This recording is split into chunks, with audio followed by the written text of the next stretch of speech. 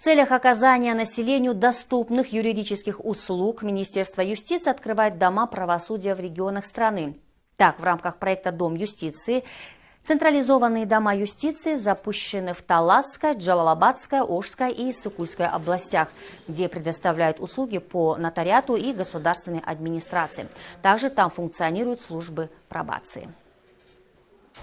На сегодняшний день, опять-таки, преследуя цель повысить сервис, качество обслуживания населения. У нас, значит, в Бишкеке вот уже запускается централизованный дом юстиции, где сконцентрированы, значит, ряд служб системы юстиции, это как государственные нотариальные конторы. Также здесь у нас, значит, функционирует центральный архив и служба пробации. Мы думаем, что централизованная, значит, дислокация служб органов юстиции, она повысит качество обслуживания